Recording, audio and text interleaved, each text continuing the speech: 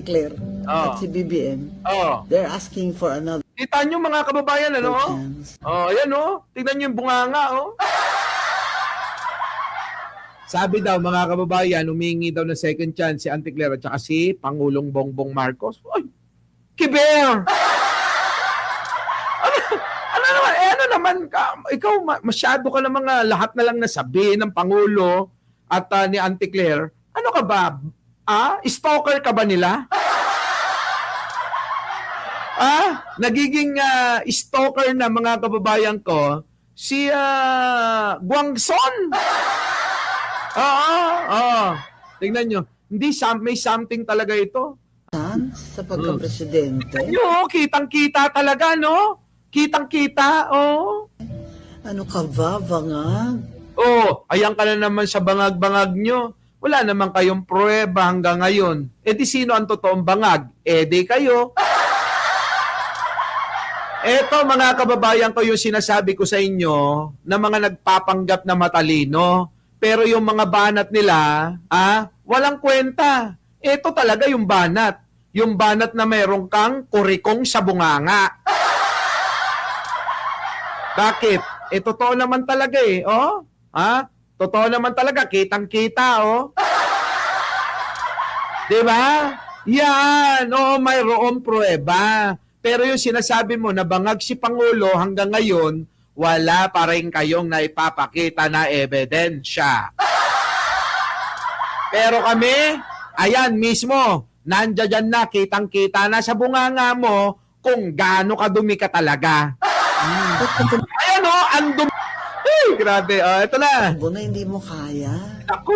Diba sinabi ko na Hindi kaya. Nakakatatlong taon na nga mahigit.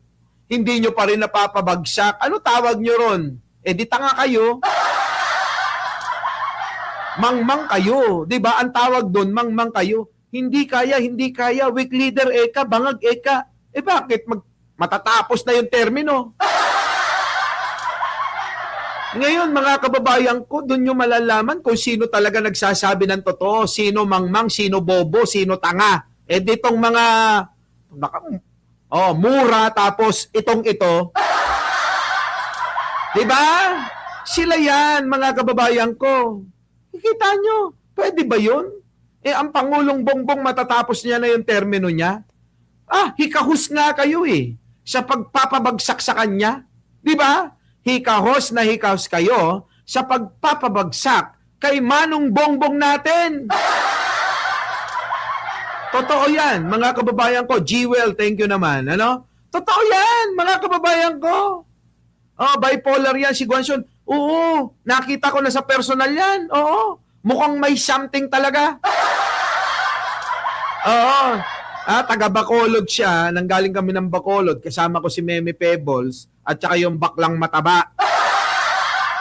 Ngayon, mga kababayan ko, ang nangyari, eto na. Nagkataon, nakasabay namin ng papuntang Maynila, pauwi na. Diyos ko, ibang klase ang vibes talaga. Parang may meron talagang something na hindi ko maipaliwanag kung bakit ganun ang nararamdaman ko sa kanya. Inisip ko nga bigla, baka pag-ibig na.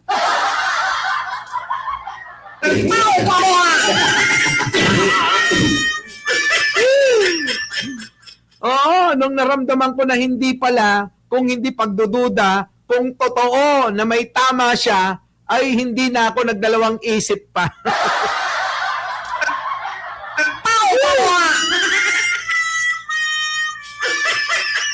Totoo, may tama talaga. Batiin nyo naman si Mamita at batiin na kami niyan. Hindi mo talaga kaya. Anong hindi kaya? Baka naman kakanta ka na ng hindi ko kayang tanggapin na nanalo si Pangulong Bongbong. Napakahirap ng tanggapin na wala na akong posisyon. Ganon! Yun lang naman yan, mga kababayan ko.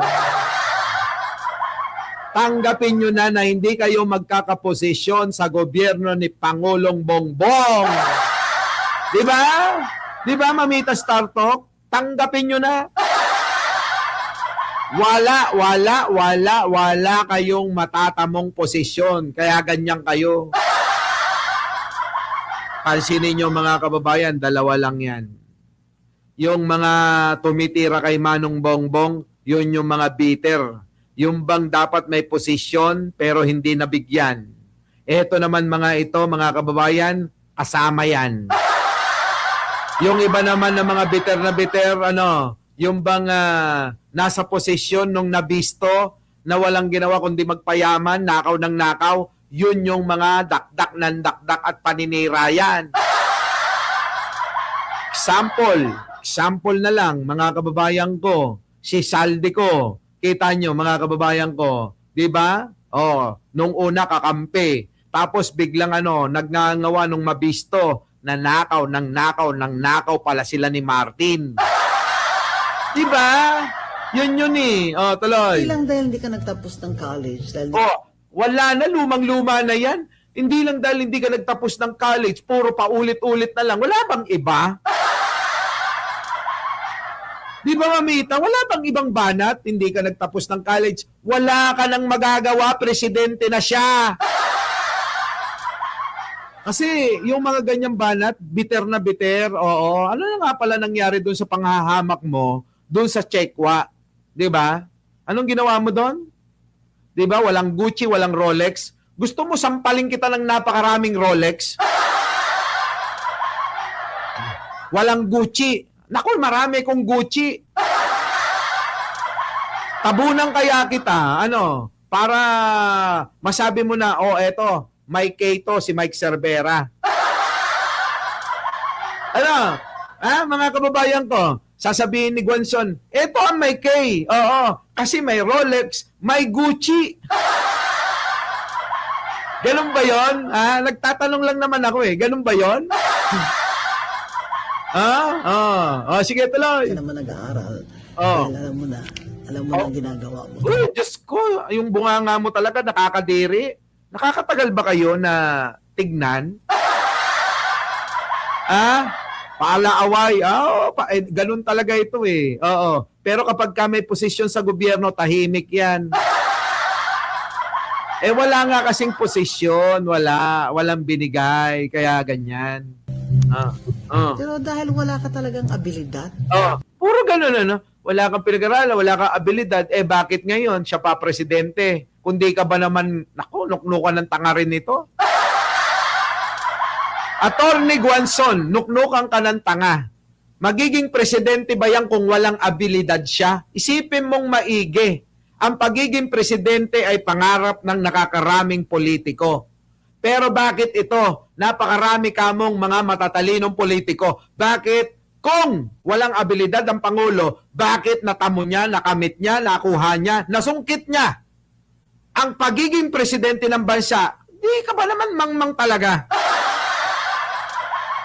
Di ba? Mahirap po na tawagin natin na walang abilidad ang isang Pangulong Bongbong Marcos kung siya ngayon ang presidente. Tama ba? Ikaw nga, matanda ka na, hindi ka pa nagiging kahit na dyan eh.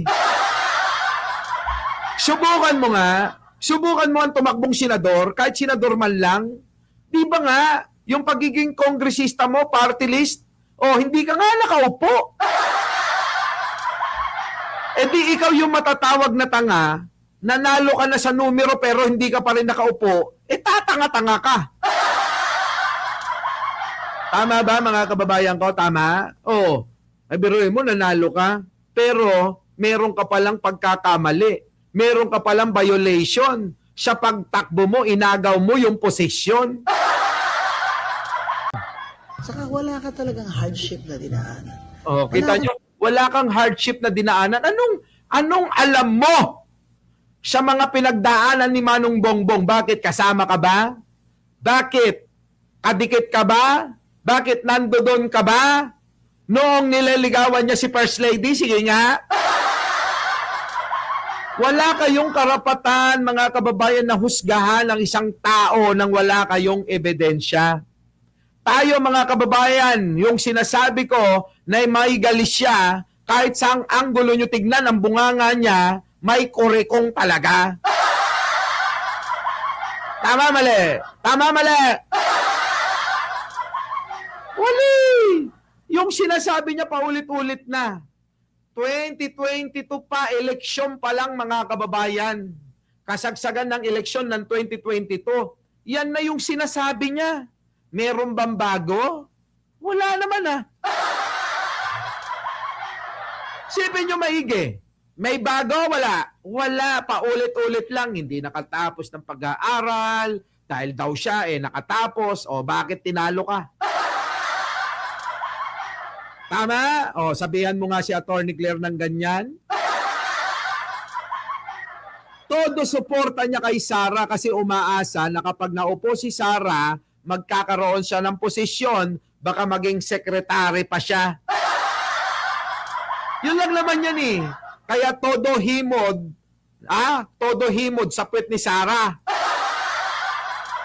Eto na. Trabahong tinapos, wala kang project na legacy, wala kang pinakitang Wala daw legacy. Legacy. Wala daw pinakitang mabuti. Hindi nyo kasi tinitignan. Yan ang problema sa inyo eh. Namimili lang kayo ng mga gusto nyong bigyan ng reaksyon at kapag ka mabuti yung ginagawa ng tao, dahil nga mga bitter kayo, mga ampalaya kayo, wala na. Kahit mabuti pa ang gawin ni Pangulo para sa inyo, masama pa rin eh. Yan ang maling-malit, pangit na ugali ninyo. Sa totoo lang. Di ba? Huwag ho ganun, mga kababayan ko. Ang pagiging tunay na Pilipino, kapag katama po yung ginagawa, abay purihin ninyo. Kapag kamali, di batikusin ninyo. Pero kahit kasing anong gawin ng Pangulo, kung ganitong pag-iisip ang meron ng kritiko, wala talagang magiging mabuti sa paningin nila sa gagawin ng Pangulo. Kahit pa mga kababayan gumawa ng hagdan, ang Pangulo papunta ng buwan, hindi nila hahangaan. Tama ba mga kababayan ko? Oo! Kahit gumawa ng hagdan ang Pangulong Bongbong Marcos, papuntang buwan, hindi nila hahangaan. Oh. putihan na talagang